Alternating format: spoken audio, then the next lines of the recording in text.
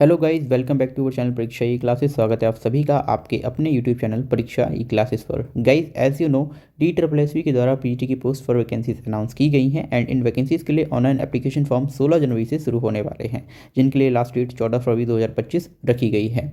In this video हम बात करने वाले हैं DSSB पीजीटी पोस्ट के लिए पॉलिटिकल साइंस सब्जेक्ट के लिए क्या सब्जेक्ट कॉम्पिटिशन होना चाहिए, क्या एज लिमिट होना चाहिए एंड आपका लेवल ऑफ पे क्या है इस वैकेंसी के लिए। गाइस, कई सारे अभ्यर्थी इस फॉर्म को फिल कर देते हैं लेकिन सब्जेक्ट कॉम्बिनेशन सही ना होने की वजह से बाहर हो जाते हैं। इसीलिए ये ज़रूरी है कि आप सब्जेक्ट कॉम्बिनेशन को जानने के बाद ही इस फॉर्म को फिल करें। तो चलिए बात करते हैं क्या कुछ आपका सब्जेक्ट कॉम्बिनेशन यहाँ पर रहने वाला है। यहाँ पर आप देख पाएंगे नेम ऑफ पोस्ट है, पोस्ट के जो teacher political science male female और पीईटी टीचर। देखिए इसका पोस्ट कोड है 833/24। नेम ऑफ डिपार्टमेंट की बात करते हैं तो directorate of education of new Delhi इसका नेम ऑफ डिपार्टमेंट है। देखिए पीजीटी टीचर जो पॉलिटिकल साइंस है मेल के लिए यहाँ पर टोटल नंबर ऑफ वैकेंसीज निकाली गई हैं 59। सबसे पहले यहाँ पर बात करते हैं एजुकेशनल क्वालिफिकेशन के लिए। तो यहाँ पर दो तरह की आपसे एजुकेशनल क्वालिफिकेशन के बारे में पूछा गया है, essential qualification and desirable qualification. सबसे पहले हम बात करेंगे एसेंशियल क्वालिफिकेशन आपके पास क्या कुछ होनी चाहिए जो कंपलसरी है।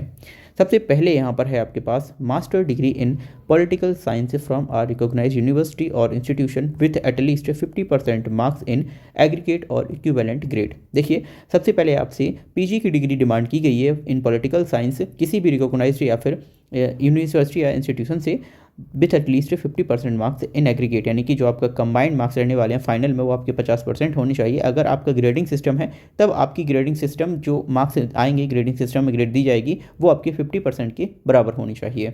सेकंड आपसे एसेंशियल क्वालिफिकेशन मांगी गई है बैचलर ऑफ एजुकेशन यानी कि बीएड की degree from a recognised university. देखिए नॉर्मल बीएड कोर्स वो 2 साल का होता है, ये आपके पास होना चाहिए। अगर आपके पास ये भी नहीं है तब आपके पास दूसरा ऑप्शन है बीए बीएड या फिर बीएससी बीएड। देखिए बीए बीएड या फिर बीएससी बीएड जो कोर्स है वो अलग अलग करने पर आपका 5 साल में कंप्लीट होता है, लेकिन इंटीग्रेटेड कोर्स जो है वो न्यू एजुकेशन पॉलिसी के तहत ये रन हो रहा है जो आपका 4 साल में कंप्लीट कराया जाता है। नॉर्मल 2 ईयर बीएड ना होने पर आपके पास ये कोर्स होगा तब भी आप इस फॉर्म को फिल कर पाएंगे। अगर आपके पास ये भी नहीं है तो तीसरा ऑप्शन यहाँ पर आपके पास है 3 ईयर इंटीग्रेटेड बीएड और MEd course from any NCT recognised university और इंस्टीट्यूशन।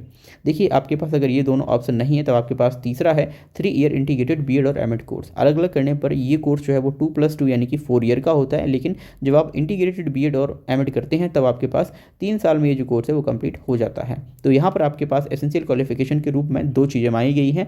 पहला master degree in political science from a recognised university with at least 50% marks, ठीक है। दूसरा यहाँ पे आपके पास बीएड की डिग्री होनी चाहिए, ना होने पर बीए बीएड या फिर बीएससी बीएड भी चलेगा। एंड द थर्ड ऑप्शन यहाँ पर आपके पास है बीएड और एमएड। अगर हम डिज़ायरेबल एजुकेशनल क्वालिफिकेशन की बात करें तो ये आपसे निल रखी गई है। एक्सपीरियंस की बात करते हैं तो एसेंशियल और डिज़ायरेबल दोनों तरह का जो एक्सपीरियंस है वो यहाँ पर निल रखा गया है।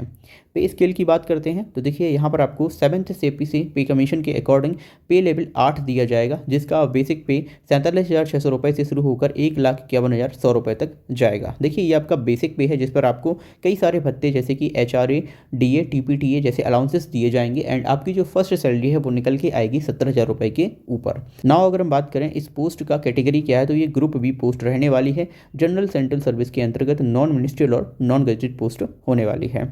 एज लिमिट की बात करते हैं, काफ़ी इंपॉर्टेंट है। देखिए DSSB पीजीटी की पोस्ट जो इस बार निकाली गई है उसमें एज लिमिट को घटाकर 30 साल कर दिया गया है, यानी यूआर अभ्यर्थी जो हैं उनके लिए जो मैक्सिमम एज लिमिट है वो 30 साल कर दी गई है।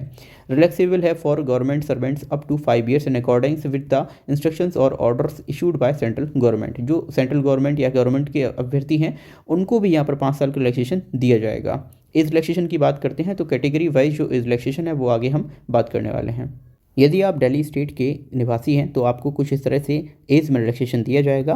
SC/ST अभ्यर्थियों को 5 साल का रिलैक्सेशन है, OBC अभ्यर्थियों को 3 साल का एंड अगर आप UR EWS से PWD अभ्यर्थी हैं तब आपको 10 साल का एज रिलैक्सेशन दिया जाएगा। अगर आप SC/ST अभ्यर्थी हैं PWD कैंडिडेट्स तो आपको 15 साल का एज रिलैक्सेशन है। वहीं अगर आप OBC से PWD कैंडिडेट हैं तो आपको 13 साल का एज रिलैक्सेशन दिया जाएगा। यदि हम बात करें डिपार्टमेंटल कैंडिडेट के लिए तो इनके लिए 2 शर्तें यहाँ पर दी हुई हैं। पहला रेगुलर गवर्नमेंट सर्वेंट होने चाहिए with at least 3 year continuous service, 3 साल की लगातार सर्विस इनकी होनी चाहिए, तब इनको अप टू 5 ईयर्स का एज रिलैक्सेशन दिया जाएगा for group B post.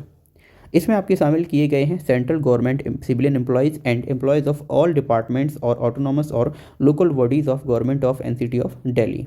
Now if you talk about ex serviceman group B non gazetted post, तो इनकी जो पीरियड ऑफ मिलिट्री सर्विस है प्लस 3 ईयर वो इनको एज ग्रेशियस दे दिया जाएगा। नाउ अगर हम बात करें मैक्सिमम अप टू 55 ईयर्स तक ये जो फॉर्म है वो फिल कर सकते हैं। अब यदि हम बात करें contractual employees of same department की, तो इनको वन टाइम जो है वो एज रिलैक्सेशन दिया जाएगा 5 ईयर का। अगर हम बात करें पीजीटी पोस्ट के लिए पॉलिटिकल साइंस में फीमेल अभ्यर्थियों के लिए कितनी वैकेंसीज दी गई हैं, तो इनकी संख्या है 19। सो इन दिस वीडियो हमने बात की है कि DSSS पीजीटी पॉलिटिकल साइंस की पोस्ट के लिए आपका सब्जेक्ट कॉम्बिनेशन क्या कुछ होना चाहिए, कितनी एज लिमिट है एंड सैलरी कितनी होगी। इन दिस वीडियो अगर आपको कोई और डाउट निकल के आता है तो आप कमेंट बॉक्स में लिख सकते हैं। इसके अलावा अदर सब्जेक्ट हैं उनके लिए जो सब्जेक्ट कॉम्बिनेशन की वीडियोस है वो हमारे ऑफिशियल यूट्यूब चैनल की प्लेलिस्ट में डली हुई हैं, वहाँ जाकर आप उन्हें चेकआउट कर सकते हैं। Thank you for watching this video, मिलते हैं अगली वीडियो में।